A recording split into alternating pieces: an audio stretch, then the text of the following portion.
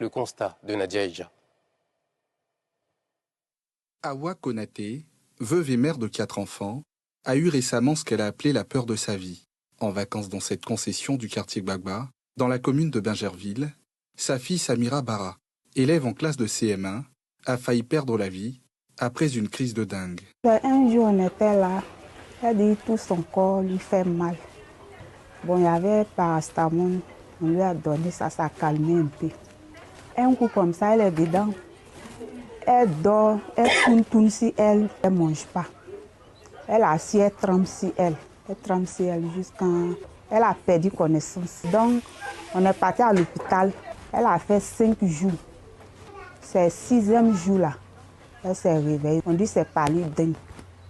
Awa ne savait rien de cette maladie jusqu'à ce que sa fille en soit victime.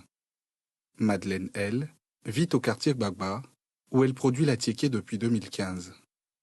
Elle a fait de sa maison une usine de production, un environnement propice à la multiplication du moustique, qui transmet le virus de la dengue.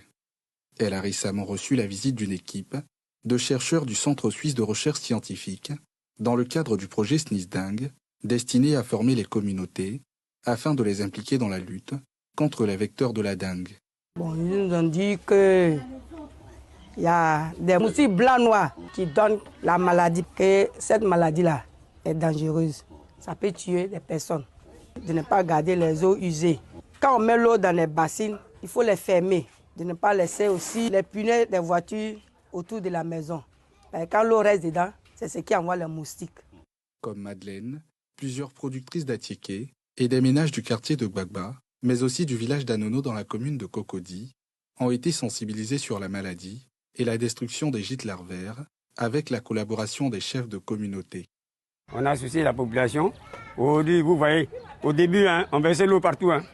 Mais on leur a dit que tout ça, c'est dangereux. Je veux que ça continue encore, qu'on fasse du porte-à-porte, si possible. Le projet SNIS-Dengue a démarré en octobre 2021. Après 3 années d'activité, l'heure était au bilan, avec toutes les parties prenantes. Au niveau d'abord des communautés, on voit que leur perception, leur connaissance même du vecteur a changé, leur comportement aussi a changé. Au niveau des vecteurs, on voit que le risque a été divisé par 3. Cela montre qu'en impliquant les communautés locales donc dans la lutte contre les vecteurs, on peut réduire vraiment la densité des vecteurs et aussi prévenir la dengue. La dengue est une infection virale causée par un virus transmis par la piqûre de moustiques. Elle se manifeste par une forte fièvre, la fatigue, les maux de tête et les courbatures. Il n'existe pour le moment pas de traitement spécifique pour cette maladie, d'où la nécessité d'éviter les moustiques, vecteurs de la pathologie, en vidant ou en couvrant les contenants ou retenues d'eau stagnante. Il faut également contrôler les endroits pouvant garder de l'eau et couvrir les réservoirs d'eau pour empêcher les moustiques de pondre.